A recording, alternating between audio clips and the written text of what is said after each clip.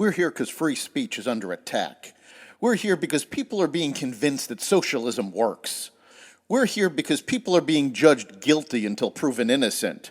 We are fighting back with facts. This is not a safe zone, so buckle up, Buttercup. This is the raw, naked truth.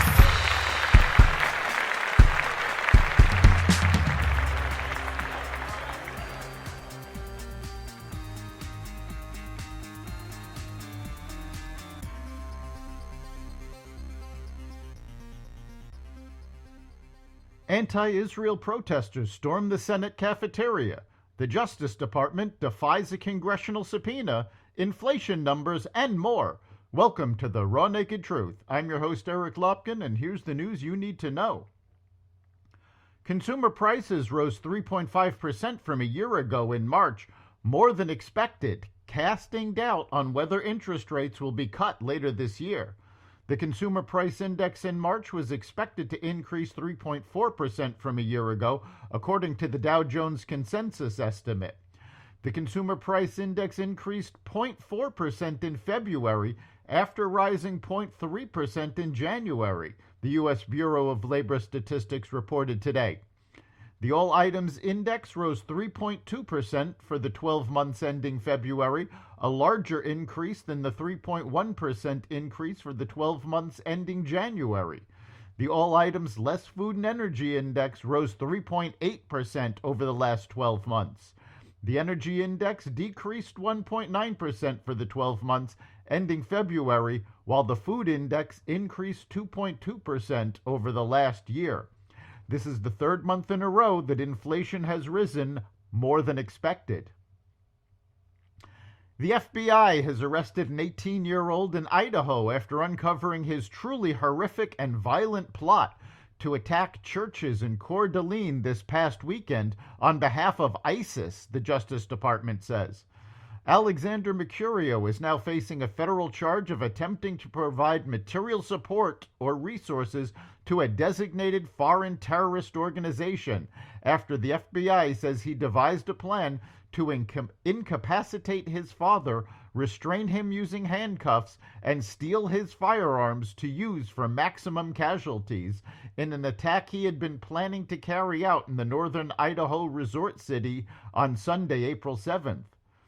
The defendant allegedly pledged loyalty to ISIS and sought to attack people attending churches in Idaho, a truly horrific plan which was detected and thwarted by the FBI's Joint Terrorism Task Force, FBI Director Christopher Wray said in a statement.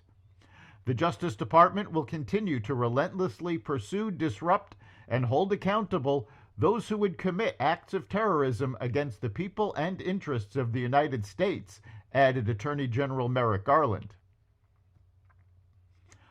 More than 50 people were arrested Tuesday after the Senate cafeteria was shut down by anti-Israel protesters chanting, "Senate can't eat until Gaza eats." The U.S. Capitol Police confirmed that those arrested inside the Dirksen Senate office building in Washington, D.C. were charged with crowding, obstructing, or incommoding. It is illegal to demonstrate inside any of the congressional buildings, Capitol Police said in a statement. A video shows demonstrators walking through the hallways of the building, raising their hands and saying, "Children are starving in Gaza, and people are dying in Gaza." The protesters showed no concern about the attacks on Israel. The Justice Department will not produce subpoenaed audio recordings of former Special Counsel Robert Hur's interview with President Biden to House Republicans, putting Attorney General Merrick Garland at risk of being held in contempt of Congress. House Oversight Committee Chair James Comer and House Judiciary Committee Chair Jim Jordan have threatened to hold Garland in contempt of Congress over the Justice Department's failure to produce the records. Last month, they set Monday, April 8th as the deadline for Garland to comply. The Justice Department did meet the GOP-imposed deadline to respond, but notified lawmakers it would not turn over the audio files of Hur's interview about Biden's alleged improper retention of classified documents from his time as a senator and vice president. The Justice Department has arrested and convicted several members of Trump's inner circle for defying subpoenas, showcasing the hypocrisy of a two-tiered justice system. Hamas rejected another U.S. plan for a temporary ceasefire in Gaza, mediators said Wednesday, and plans instead to put forward its own roadmap for a permanent end to the 6-month-old conflict with Israel. The dismissal illustrates the wide disagreement between the two parties on the contours of a deal and reflects Hamas's growing confidence that diplomatic and domestic pressure on Israel to end the war gives the U.S.-designated terrorist group the upper hand in negotiations. Hamas is seeking a permanent ceasefire and the full withdrawal of Israeli soldiers from Gaza in return for the release of an undisclosed number of hostages held in the Strip. Israel has expressed openness to negotiating on the U.S. proposal for a temporary truce, but wants the option of continuing its military campaign afterwards. A recent study shows that crime reports from the FBI, the federal government's keeper of crime data, is unreliable at best and deceptive at worst. The problem is how police departments report offenses to the FBI. The FBI asked, then demanded that law enforcement agencies transition away from the system they used for decades to a new, more detailed but onerous one. The 2021 mandate to use the National Incident-Based Reporting System, known as NIBRS, to submit crime data proved a disaster as overstretched departments, especially in large cities, failed to reach compliance and thus did not submit data. By 2021, less than 63% of departments overseeing just 65% of the population used the system. Chicago, Los Angeles, and New York City all failed to submit crime data. That underreporting reduces the reliability of FBI numbers in measuring actual offense levels. For example, robbery offenses, which constitute roughly 25% of all violent crime by volume, compared to 5% for murder, declined 18% between 2019 and 2022, according to the FBI, while the victims survey suggests a 30% rise.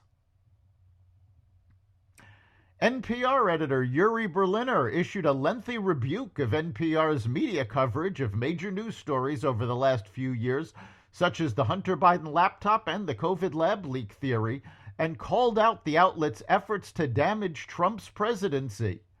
Berliner, a senior business editor at the outlet, wrote in an essay for the Free Press that NPR's coverage veered off the deep end when Trump was elected in 2016. He cited its coverage of Russiagate first and said NPR hitched our wagon to Representative Adam Schiff, who peddled Trump-Russia collusion claims for years.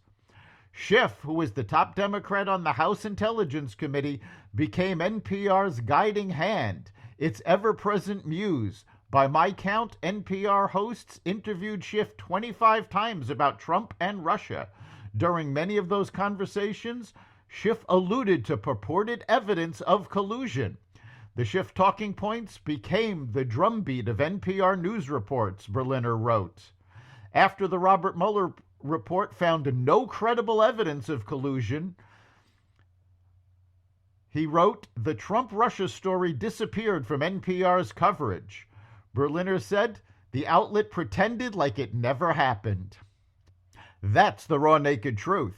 You can catch every episode of The Raw Naked Truth at xvadio.com, the Apple Podcasts app, Google Podcasts, Spotify, iHeartRadio, Audible, Amazon Music, and other platforms that respect freedom of speech. We'll see you next time.